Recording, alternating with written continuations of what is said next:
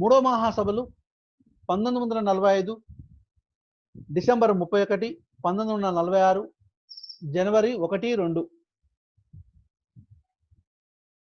Class అంతా అయిపోయిన తర్వాత మొత్తం 6 మహాసభలు ఉంటాయి. 6 మహాసభలకు సంబంధించి చూడకుండా రాసి నాకు గ్రూప్లో పెట్టాలి. ఒక పేపర్ మీద రాసి 6 మహాసభలు ఒక టేబుల్ వేయాలి మీరు. ఫస్ట్ మొదటి మహాసభ, అది తేదీ, ప్రదేశం, అధ్యక్షుడు, ప్రత్యేకత. అర్థమవుతుందా? ఇట్లా 6 మహాసభలకు సంబంధించినటువంటి అధ్యక్షులు, ప్రత్యేకతలు ఇవన్నీ రాయాలి. ఓకేనా? రైట్ అమ్మ. ఇప్పుడు మూడో మహాసభ చూస్తున్నాను. 1945 డిసెంబర్ 31 1946 జనవరి 1, 2. తూర్పుగోదావరి జిల్లా రాజమండ్రిలో జరిగింది. అధ్యక్షుడు దేవులపల్లి వెంకటకృష్ణ శాస్త్రి. ఈ ఈ ఈ మహాసభలకు ఒక ప్రత్యేకత ఉంటుంది. ఏంటనంటే శ్రీశ్రీ ప్రారంభ ఉపన్యాసం చేస్తాడు. అడిగిండు ఒకసారి, శ్రీశ్రీ ప్రారంభ ఉపన్యాసం చేసినటువంటి అరసము మహాసభలు ఎన్నోవి అని అన్నాడు. శ్రీశ్రీ ప్రారంభ ఉపన్యాసం చేసినటువంటి మహాసభలు అరసం మూడో మహాసభలు. గుర్తుపెట్టుకోండి, మూడో మహాసభలు. శ్రీ అంటే హౌ మెనీ లెటర్స్? గుర్తుపెట్టుకోండి. శ్రీ అంటే ఎన్ని లెటర్స్? SRI. ఇంగ్లీష్లో SRI. మూడో మహాసభలు.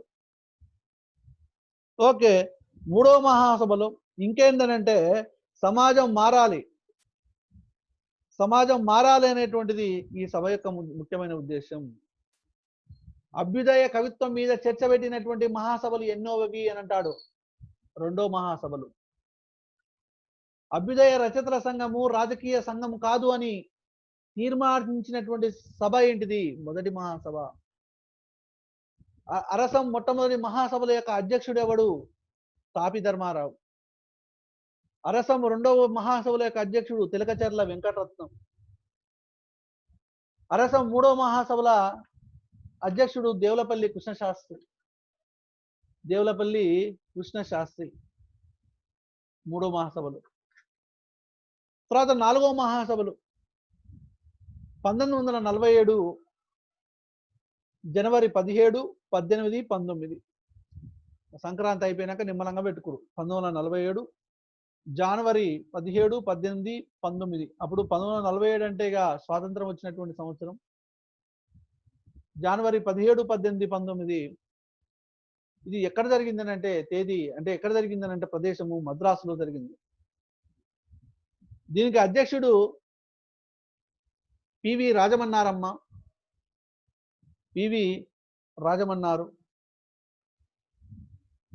దీనికి అధ్యక్షుడు పివి రాజమన్నారు. దీనికి అధ్యక్షుడు పివి రాజమన్నారు. నాలుగో మహాసభల యొక్క అధ్యక్షుడు పివి రాజమన్నారు.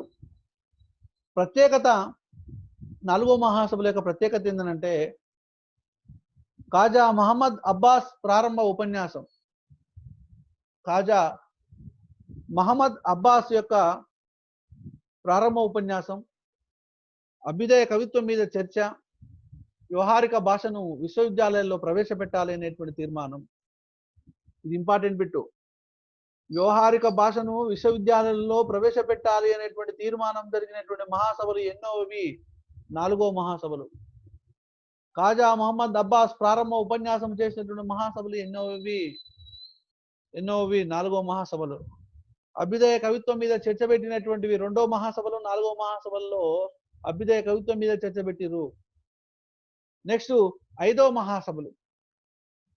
చాలా గ్యాప్ వస్తుంది. నాలుగో మహాసభలకు ఐదో మహాసభలకు చాలా చాలా గ్యాప్ వస్తుంది. నాలుగో మహాసభలు 1947 జనవరి 17, 18, 19. మొట్టమొదటి మహాసభలు 1943 ఫిబ్రవరి 13, 14. రెండవ మహాసభలు 1944 డిసెంబర్ 29, 30, 31. మూడో మహాసభలు 1945 డిసెంబర్ 31, 1946 జనవరి 1, 2. నాలుగో మహాసభలు 1947 జనవరి 17, 18, 19. ఐదో మహాసభలు ఎప్పుడనంటే 1955 జూలై 30, 31. ఎందుకు సార్ ఇంత గ్యాప్ ఎందుకు వచ్చిందనంటే అప్పుడు ఆంధ్రోద్యమం జరిగింది. ఆంధ్రోద్యమం ఏం సార్ 1948 సెప్టెంబర్ 1953 అక్టోబర్ 1వ తారీఖున ఆంధ్రప్రదేశ్ రాష్ట్రం ఏర్పడ్డది. ఆంధ్రప్రదేశ్ రాష్ట్రం ఏర్పడ్డది. తర్వాత తెలంగాణ, ఇవన్నీ తెలంగాణ రాష్ట్రోద్యమం ఇవన్నీ చాలా మధ్యలో స్వాతంత్రోద్యమం తర్వాత స్వాతంత్రము లభించిన తర్వాత కొంచెము తెలంగాణ రైతాంగ సాయుధ పోరాటం కానివ్వండి, ఇవన్నీ కొంచెము డిస్టర్బెన్సెస్ రావడం జరిగింది కాబట్టి మహాసభలను పెట్టుకోవడం వీలు కాలేదని అనుకుంటున్నాను. 1955 జూలై 30, 31వ తారీఖులలో 5వ మహాసభలు జరిగినాయి. ఎక్కడ అనంటే కృష్ణా జిల్లా విజయవాడలో జరిగినాయి. ఈ 5వ మహాసభలకు అధ్యక్షుడు ఎవరనంటే శ్రీశ్రీ. 5వ మహాసభలకు అధ్యక్షుడు ఎవరనంటే శ్రీశ్రీ. తీర్మానం ఏంటిదనంటే దోపిడికి వ్యతిరేకంగా పోరాడాలి, దోపిడికి వ్యతిరేకంగా పోరాడాలి, ఇంకా అరసం తీర్మానంలో మార్పు జరగాలి అనేటువంటిది 5వ మహాసభలు. తర్వాత 6వ మహాసభలు, ఈ 5వ మహాసభలకు 6వ మహాసభలకు ఇంకా చాలా గ్యాప్ వస్తుంది. ఏంది ఎంత అంటే 6వ మహాసభలు ఎప్పుడు జరిగినాయి అంటే 1974 జనవరి 13, 14, 15. స్థలం ఒంగోలు. అధ్యక్షుడు చాగంటి సోమయాజులు చాసో. మరి ఇంకా చూసినట్లయితే మొదటి మహాసభలు ఎప్పుడు జరిగినాయి? మొదటి మహాసభలు 1943, రెండోది 1944, మూడవది 1945,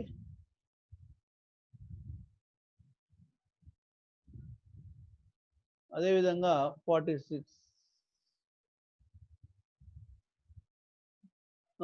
నాలుగవది 1947,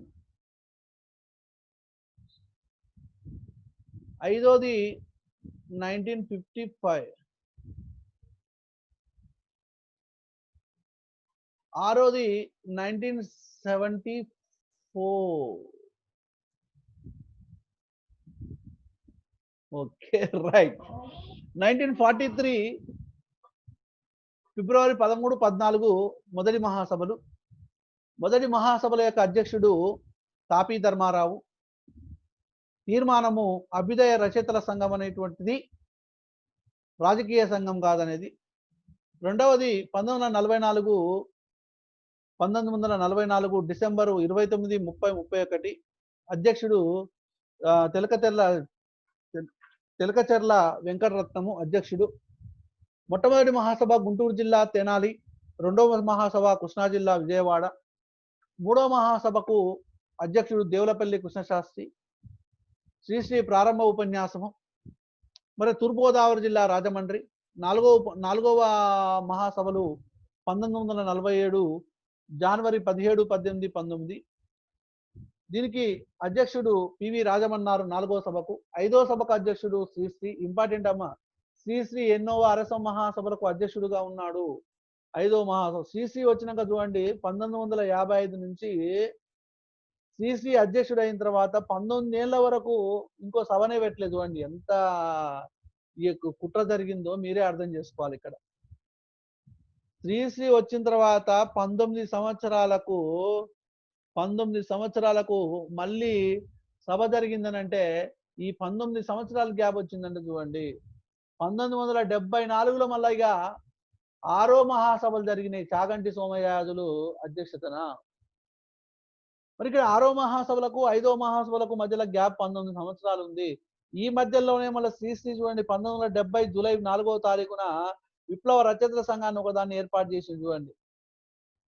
ఇప్పుడు ఇంకా చూసినట్లయితే దాదాపుగా 5వ మహాసభల తర్వాత దాదాపుగా 5వ మహాసభల తర్వాత అరసము నిర్వీర్యమైపోయిందని చెప్పొచ్చు క్లియర్గా. 6వ మహాసభల తర్వాత అరసము నిర్వీర్యమైపోయిందని చెప్పొచ్చు. ఏదో తర్వాత 6వ మహాసభలు అనేటువంటివి ఏదో పెట్టాలన్నా పెట్టొద్దా అనే ఉద్దేశంతో పెట్టినవే కానీ అంత వీక్ అయిపోయినాయి. 1955 వరకు శ్రీశ్రీ అధ్యక్షుడిగా వచ్చినంత వరకు బాగానే రస మహాసభలు ఎవ్రీ ఇయర్ బాగానే జరిగినాయి. ఫర్ ఎగ్జాంపుల్ ఏంటంటే మొదటి వారం రోజులు క్లాసు మస్తు వచ్చారు, చాలా మంది వచ్చారు. ఇక తర్వాత ఏమైంది, వీక్ అయిపోయింది. అంటే ఫంక్షన్లు రావడం, గృహప్రవేశాలు రావడము, ఏరువాక స్టార్ట్ కావడం, అంటే ఇట్లా వ్యవసాయం ప్రారంభం కావడము, ఇంకా అనేక పనుల వలన ఏమైందంటే రాను జనాభా ఇట్లా ఇక్కడ కూడా ఏమైందంటే వీక్ అయిపోయింది. ఇక్కడ 5వ మహాసభల తర్వాత దాదాపుగా నిర్వీర్యం అయిపోయినట్టే అరసం. మరి 6వ మహాసభ జరిగింది కాబట్టి 19 సంవత్సరాలకు 6వ మహాసభ జరిగింది అంటే అరసం కార్యకలాపాల గురించి మనము అర్థం చేసుకోవచ్చు. మరి ఇక్కడ ఇంకా చూసినట్లయితే తుమ్మేటి వెంకటరామయ్య, రాంభట్ల కృష్ణమూర్తి మొదలగు వారు 1973 ఆగస్టు 10, 11, 12 తేదీలలో గుంటూరు జిల్లాలో గంగినేని వెంకటేశ్వరరావు అధ్యక్షతన ఆంధ్రప్రదేశ్ అభ్యుదయ రచయితల సంఘాన్ని ఒకదాన్ని ఏర్పాటు చేసేది. సపరేట్ మళ్ళీ వీళ్ళు అరసం నుంచి విడిపోయి మళ్ళీ దానికి పేరు పెట్టిరు, ఆంధ్రప్రదేశ్ అభ్యుదయ రచయితల సంఘం. 1973 ఆగస్టు 10, 11, 12 తేదీలలో ఈ గంగినేని వెంకటేశ్వరరావు అధ్యక్షతన ఆంధ్రప్రదేశ్ అభ్యుదయ రచయితల సంఘాన్ని ఏర్పాటు చేసుకున్నారు. 1973 ఆగస్టు, ఎందుకంటే అప్పటిదాకా చలనం లేదు. 1955లో జరిగింది. ఇక శ్రీశ్రీనేమో వేరే కాపురం పెట్టిండు. వేరే కాపురం అంటే విరసం వైపు పోయిండు.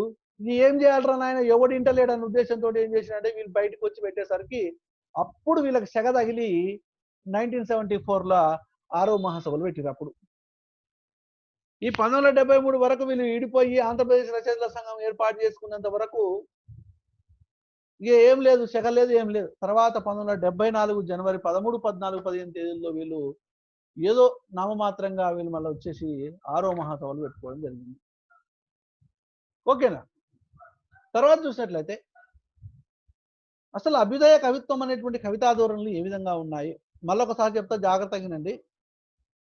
అరసం మహాసభల గురించి మొట్టమొదటి మహాసభ 1943, రెండవ మహాసభ 1944, మూడవ మహాసభ 1945, 46, నాలుగవ మహాసభ 1947, 5వ మహాసభ 1955, 6వ మహాసభ 1974. మొదటి మహాసభకు అధ్యక్షుడు తాపి ధర్మారావు, రెండవ మహాసభకు అధ్యక్షుడు తెలకచర్ల వెంకటరత్నం, మూడవ మహాసభకు అధ్యక్షుడు దేవులపల్లి కృష్ణశాస్త్రి, 4వ మహాసభకు అధ్యక్షుడు పివి రాజమన్నారు, 5వ మహాసభకు అధ్యక్షుడు శ్రీశ్రీ, 6వ మహాసభకు అధ్యక్షుడు చాగంటి సోమయాజులు. మొట్టమొదటి మహాసభ జరిగింది గుంటూరు జిల్లా తెనాలి, రెండవ మహాసభ జరిగింది కృష్ణా జిల్లా విజయవాడ, మూడవ మహాసభ జరిగింది తూర్పుగోదావరి జిల్లా రాజమండ్రి, 4వ మహాసభ జరిగింది మద్రాసు, 5వ మహాసభ జరిగింది కృష్ణా జిల్లా విజయవాడ, 6వ మహాసభ జరిగింది ఒంగోలు. శ్రీశ్రీ ప్రారంభ ఉపన్యాసము 3వ మహాసభ, ఖాజా మహమ్మద్ అబ్బాస్ ప్రారంభ ఉపన్యాసము 4వ మహాసభ, అభ్యుదయ రచయితల సంఘం రాజకీయ సంఘం కాదని తీర్మానించినటువంటి సభ మొదటి మహాసభ, అభ్యుదయ కవిత్వంపై చర్చ జరిగినటువంటి మహాసభలు 2వ మహాసభలు, 4వ మహాసభలు, వ్యవహారిక భాషను విశ్వవిద్యాలయంలో ప్రవేశపెట్టాలి అని తీర్మానించినటువంటి సభ 4వ మహాసభ. ఇట్లా అడుగుతాను బిట్లు, ఎట్లా అడిగినా చెప్పవచ్చు. ఒకవైపు సభలు ఇచ్చి ఇంకొక వైపు అధ్యక్షులు ఇచ్చి ఈ జతపరచమని అంటాడు. ఓకే, మరి ఇక్కడ అభ్యుదయ కవిత్వానికి అభ్యుదయ కవిత్వంలో మరి ఇక్కడ 5వ మహాసభకు 6వ మహాసభకు మధ్యలో చాలా గ్యాప్ వచ్చింది. అది కూడా రాకపో అసలు అసలు మర్చిపోయారు ఇలా అభ్యుదయ రచన సంఘం మర్చిపోయినటువంటి సందర్భంలోనే ఇక ఇప్పటికీ ఉన్నదండి అభ్యుదయ రచన సంఘం. ఆచార్య ఎస్వి సత్యనారాయణ గారు చూస్తున్నాడు, రాపోలు సుదర్శన్ అని వరంగల్ అతను, వీళ్ళు చూస్తున్నారు, డాక్టర్ వీరాచారి అని వీళ్ళంతా ప్రజెంట్ అభ్యుదయ రచయితల సంఘాన్ని చూస్తున్నారండి. అభ్యుదయ కవిత్వము కవితా ధోరణులు. మరి అభ్యుదయ కవిత్వము కవితా ధోరణుల విషయానికి వచ్చినట్లయితే డాక్టర్ సి నారాయణ రెడ్డి గారు తన పిహెచ్డి గ్రంథమైనటువంటి డాక్టర్ సి నారాయణ రెడ్డి గారికి సంబంధించి ఈరోజు ఒక ప్రత్యేకత ఉంది, ఏంటో చెప్పగలుగుతారా? డాక్టర్ సి నారాయణ రెడ్డి గారి గురించి ఈరోజు ప్రత్యేకత ఉంది. డాక్టర్ సి నారాయణ రెడ్డి గారు ఆధునికాంధ్ర కవిత్వము సంప్రదాయాలు ప్రయోగములు అనేటువంటి పుస్తకంలో అభ్యుదయ కవిత్వాన్ని 7 రకాలుగా వర్గీకరించాడు. మరే ఇదే డాక్టర్ సి నారాయణ రెడ్డి గారు భావ కవిత్వాన్ని ఎన్ని శాఖలుగా విభజించారు చెప్పండి? డాక్టర్ సి నారాయణ రెడ్డి గారు ఓకే, మరి ఇక్కడ భావ కవిత్వాన్ని డాక్టర్ సి నారాయణ రెడ్డి గారు 6 శాఖలుగా విభజించాడు. అదేవిధంగా అభ్యుదయ కవిత్వాన్ని ఎన్ని శాఖలుగా విభజించాడంటే 7 శాఖలుగా విభజించాడు. ఒకటి వర్గ సంఘర్షణ, 2 విప్లవ ప్రబోధం, 3 వీరగాథా కథనం, 4 సమసమాజ స్థాపన, 5 తెలంగాణ విముక్తి, 6 ఆంధ్ర రాష్ట్రోద్యమం, 7 యుద్ధ విముఖత. రైట్, ఈ 7 శాఖలుగా 7 రకాలుగా వర్గీకరించడం జరిగింది. 7 రకాలుగా వర్గీకరించడం జరిగింది. భావ కవిత్వాన్ని ఏమో 6 రకాలుగా, ప్రకృతి కవిత్వం, ప్రణయ కవిత్వం, భక్తి కవిత్వం, దేశభక్తి కవిత్వం, సంఘ సంస్కరణ కవిత్వం, స్మృతి కవిత్వం అని 6 రకాలుగానేమో భావ కవిత్వం. అభ్యుదయ కవిత్వాన్ని 7 రకాలుగా. ఒకసారి అడిగిండు, ఈ కింది వాణిలో అభ్యుదయ కవిత్వ శాఖ కానిది ఏది అని అన్నాడు. డాక్టర్ సి నారాయణ రెడ్డి గారు విభజించినటువంటి అభ్యుదయ కవిత శాఖ కానిది ఏది? ఈ కింది వాణిలో డాక్టర్ సి నారాయణ రెడ్డి గారు అభ్యుదయ కవిత్వాన్ని విభజించినటువంటి అభ్యుదయ కవిత్వంలో శాఖ ఏది అని గుర్తించమని అన్నాడు. వర్గ సంఘర్షణ మీద బిట్టుబడ్డది ఇంతకుముందు, టీజీటీలో ఒకసారి అయితే బిట్టుబడ్డది. వర్గ సంఘర్షణ, విప్లవ ప్రబోధం, వీరగాథా కథనము, వర్గ సంఘర్షణ, విప్లవ ప్రబోధం, వీరగాథా కథనము, సమసమాజ స్థాపన, తెలంగాణ విముక్తి, ఆంధ్ర రాష్ట్రోద్యమము, యుద్ధ విముఖత, ఇవి 7 శాఖలుగా విభజించింది. మళ్ళీ ఒకసారి చెప్తా చూడండి, చెప్తాం, చాలా ఇంపార్టెంట్. వర్గ సంఘర్షణ, విప్లవ ప్రబోధం, సమసమాజ స్థాపన, వర్గ సంఘర్షణ, విప్లవ ప్రబోధం, సమసమాజ స్థాపన, వీరగాథా కథనము, తెలంగాణ రాష్ట్రోద్యమము, ఆంధ్ర రాష్ట్రోద్యమం, తెలంగాణ రాష్ట్రోద్యమం అప్పుడు లేదు, తెలంగాణ విముక్తి అంటే నిజాం నుంచి, తెలంగాణ విముక్తి, ఆంధ్ర రాష్ట్రోద్యమము, లాస్ట్ వన్ ఏంటంటే యుద్ధ విముఖత. ఈ 7 శాఖలుగా విభజించాడు, 7 వర్గాలుగా విభజించాడు డాక్టర్ సి నారాయణ రెడ్డి గారు తన పిహెచ్డి గ్రంథమైనటువంటి ఆధునిక కవిత్వం సంప్రదాయంలో ప్రయోగంలో అనేటువంటి గ్రంథం. మరి ఈ అభ్యుదయ కవులకు సంబంధించి మొట్టమొదటి కవితా సంకలనం ఏది? అభ్యుదయ కవిత్వానికి సంబంధించి మొట్టమొదటి కవితా సంకలనము నయాగర. Very good, Niagara. మరి ఈ నయాగర సంకలనం అనేటువంటి ఏ సంవత్సరంలో వచ్చిందని అంటే 1944 సంవత్సరంలో 3 కవులు కలిసి సంకలనం చేశారు. ఎవరెవరు అంటే ఒక ఆయన బెల్లంకొండ రామదాసు, కుందుర్తి ఆంజనేయులు, వేల్చేరు సుబ్రహ్మణ్యం. బెల్లంకొండ రామదాసు, కుందుర్తి ఆంజనేయులు, వేల్చూరి నారాయణరావు. ఈ ముగ్గురు ఈ ముగ్గురిని ఏమంటారంటే నయాగర కవులు అని అంటారు. బేకు వే గుర్తుపెట్టుకోండి. బేకు వే. ఎవరివే నువ్వు? బేకువి, బేకువే. బే అంటే బెల్లంకొండ రామదాసు, కు అంటే కుందుర్తి ఆంజనేయులు, వే అంటే వేల్చేరు నారాయణరావు. ఈ ముగ్గురిని నయాగర కవులు అని అంటారు. దీనిని ఈ నయాగర అనేటువంటి కవితా సంకలనాన్ని ప్రచురించింది గుంటూరు జిల్లా నరసరావుపేటలో ఉన్నటువంటి నవ్య కళా పరిషత్తు ప్రచురించింది. గుంటూరు జిల్లా గుంటూరు జిల్లా గుంటూరు జిల్లా నరసరావుపేటలో ఉన్నటువంటి నవ్య కళా పరిషత్ అనేటువంటి ప్రచురించింది. నవ్య కళా పరిషత్ అనేటువంటిది ప్రచురించింది. మళ్ళీ ఒకసారి బేకువే గుర్తుపెట్టుకో. ఎవరు? బేకువే. బేకువే. బేకువే 1944లో వచ్చింది. 1944లో రావడము జరిగింది. 1944లో నయాగర కవితా సంకలనం అనేటువంటిది రావడం జరిగింది. 1944లో. ఓకే, మరి 1944లో నయాగర అనేటువంటి కవితా సంకలనం వచ్చింది. ముగ్గురు కవులు బెల్లంకొండ రామదాసు, కుందుర్తి ఆంజనేయులు, వేల్చూరి సుబ్రహ్మణ్యం. దీన్ని నవ్య కళా పరిషత్తు. ఓకే, మరి సార్ ఇక్కడ ఇన్ని కవితా సంకలన ఇన్ని కవిత్వోద్యమాలు చెప్పుకున్నాం కదా. ఇన్ని కవిత్వోద్యమాల్లో ఎవరెవరు ఎన్నెన్ని కవులు అనేటువంటిది తెలుసుకోవాలి కదా మనం ఫస్ట్. దిగంబర కవులు 6. దిగంబర కవులు ఎంతమంది? 6. దిగంబర కవులు 6. దిగంబర కవులు 6. పైగంబర కవులు 5. పై. తిరగబడు కవులు 10 మంది. చేతనావర్త కవులు 4. నిరసన కవులు 4. ఇట్లా మరి ఒక్కొక్క కవిత్వానికి సంబంధించి ఒక్కొక్క కవిత్వానికి సంబంధించి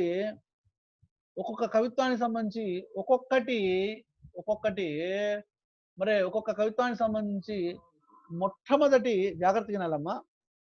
మొట్టమొదటి కవితా సంకలనం ఒకటి ఉంది.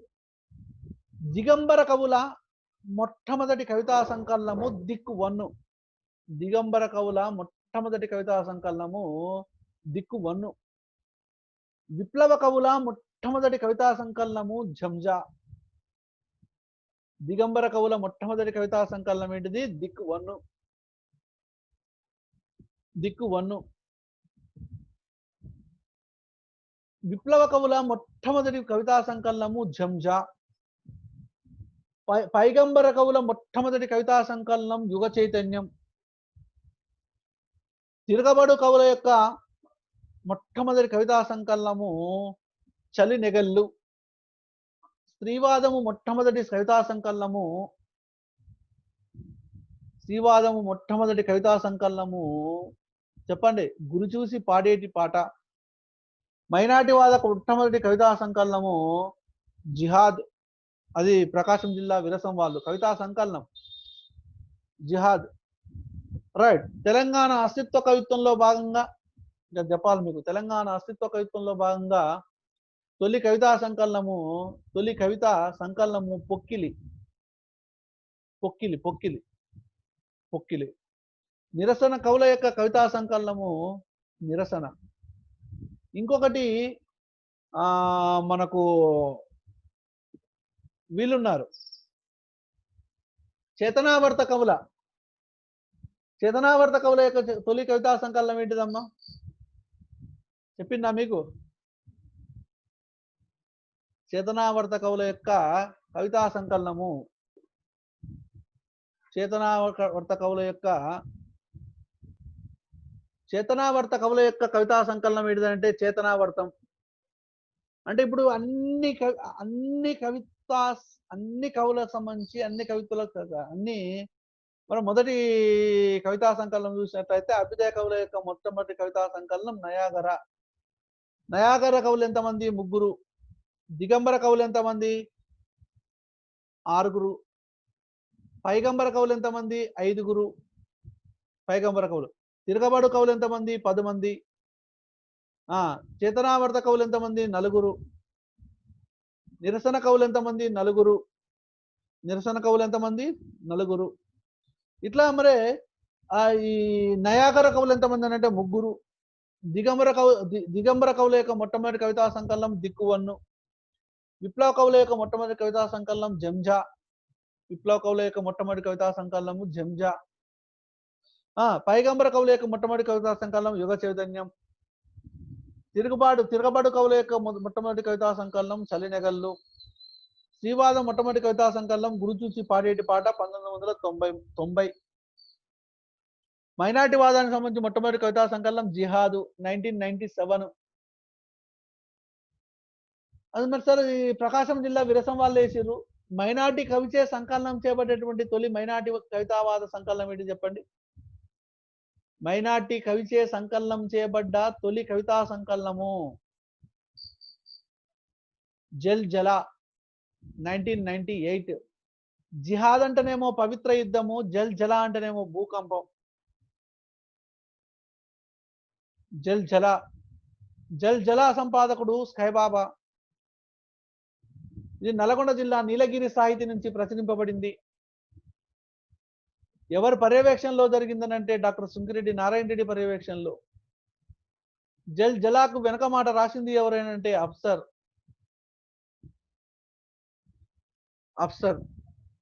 ఓకే, మరి ఇట్లా చెప్పుకోవచ్చు. తెలంగాణ అస్తిత్వ ఉద్యమ కవిత్వంలో వచ్చినటువంటి మొట్టమొదటి కవితా సంకలనం ఏంటిదనంటే తెలంగాణ మలిదశ పోరాటంలో వచ్చినటువంటి మొట్టమొదటి కవితా సంకలనము పొక్కిలి 2002 మే. జూలూరి గౌరీశంకర్. నిరసన కవుల యొక్క కవితా సంకలనము నిరసన. ఓకే, ఇవి కవితా సంకలనాలకు సంబంధించి వివిధ కవిత్వ ఉద్యమాల్లో వచ్చినటువంటి మొట్టమొదటి కవిత్వ సంకలనాల గురించినటువంటి సమాచారం. ఇప్పుడు ఏం చేస్తామనంటే మనము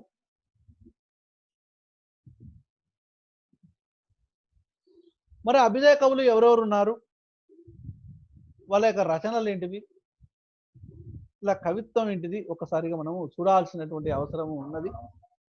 చాలా చాలా చాలా చాలా చాలా ఇంపార్టెంట్ అండి.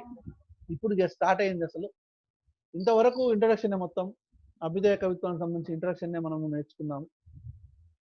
ఇప్పుడు అభ్యుదయ కవుల గురించినటువంటి పూర్తి సమగ్రమైనటువంటి సమాచారాన్ని తెలుసుకోవడానికి ప్రయత్నం చేద్దాం.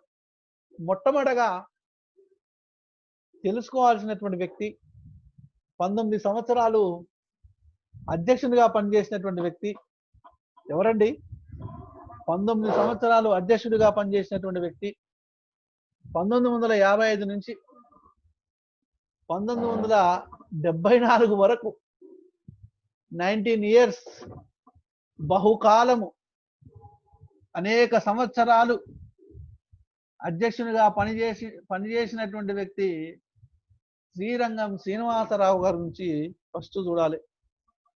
ఒక్కటే గుర్తుపెట్టుకోండి, అతి ఎక్కువ కాలం పనిచేసిండు అంటే అభ్యుదయ కవిత్వానికి ఎక్కువ సేవ చేసినట్ట, మరి తక్కువ సేవ చేసినట్టే, ఎక్కువ సేవ చేసినట్టే.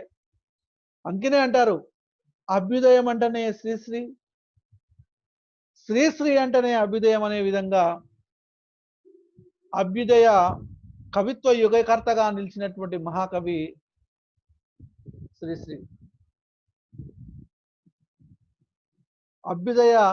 అభ్యుదయం అంటేనే శ్రీశ్రీ, శ్రీశ్రీ అంటేనే అభ్యుదయం అనే విధంగా అభ్యుదయ కవిత్వ యుగకర్తగా నిలిచినటువంటి మహాకవి ఎవరయ్యానంటే శ్రీశ్రీగా మనము చెప్పుకోవచ్చు. శ్రీశ్రీ తన 18వ ఏటనే ప్రభవ అనేటువంటి కావ్యాన్ని రచించాడు. తన 18వ ఏట ప్రభవ అనేటువంటి కావ్యాన్ని రాశాడు. ఈ ప్రభవ అనేటువంటి కావ్యమే శ్రీశ్రీ యొక్క తొలి రచనగా మనము చెప్పుకోవచ్చు. శ్రీశ్రీ యొక్క తొలి రచనగా మనము చెప్పుకోవచ్చు. అదేవిధంగా ప్రగతి అనేటువంటి వారపత్రికలో ఒక కార్యక్రమాన్ని కూడా చేపట్టడం జరిగింది. అదే ఆయన చేపట్టినటువంటి కార్యక్రమం పేరు ప్రజా. ప్రగతి అనేటువంటి వారపత్రికలో శ్రీశ్రీ చేపట్టినటువంటి కార్యక్రమం ప్రజా. ప్రజా అంటే ఏదో కాదండి. అంటే ప్రశ్నలు, జా అంటే జవాబులు. ప్రజా అంటే ప్రశ్నలు జవాబులు అని అర్థం. ఇక్కడ ప్రగతి అనేటువంటి వారపత్రికలో ఈ కార్యక్రమాన్ని చేపట్టి ప్రశ్నలు అడుగుతుంటే దానికి జవాబులు చెప్పేటువంటి కార్యక్రమాన్ని వారపత్రికలో చెప్పడం జరిగింది. అంటే పోస్ట్ చేస్తే ప్రశ్నలు పోస్ట్ చేస్తే దానికి సంబంధించిన జవాబులను శ్రీశ్రీ రాసి పంపేటువంటి వాడు. ఆ కార్యక్రమం పేరు ఏం పేరు అంటే ప్రజా. ప్రజా ప్ర అంటే ప్రశ్నలు, జా అంటే జవాబులు.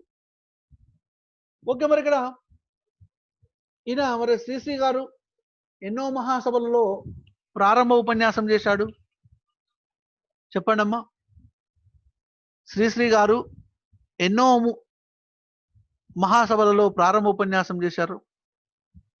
3వ మహాసభలో ప్రారంభ ఉపన్యాసం చేశాడు. ఎన్నో మహాసభలలో అధ్యక్షులుగా నియమింపబడ్డాడు. అసలు 5వ మహాసభ ఏ సంవత్సరంలో జరిగింది? 5వ మహాసభ ఏ సంవత్సరంలో జరిగింది? గుర్తుపెట్టుకోండి, 5వ మహాసభ 55. దాన్ని 2 సార్లు రాయరు, అంతే అయిపోతుంది. 5వ మహాసభ 55 అంతే. 1955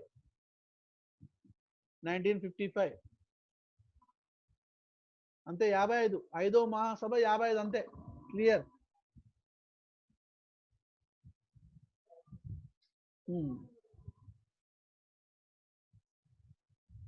మరి 5వ మహాసభలో 1955 సంవత్సరంలో అరసం అధ్యక్షుడిగా ఎన్నుకోబడ్డాడు. దాదాపుగా 19 సంవత్సరాలు అధ్యక్షుడిగా పనిచేశాడు. చాసో వచ్చినంత వరకు. మధ్యలో ఎవరు వేరు కుంపడం పెడతారు 1973లా పెట్టిన తర్వాత ఇంకా 1974లో మళ్ళీ అరసం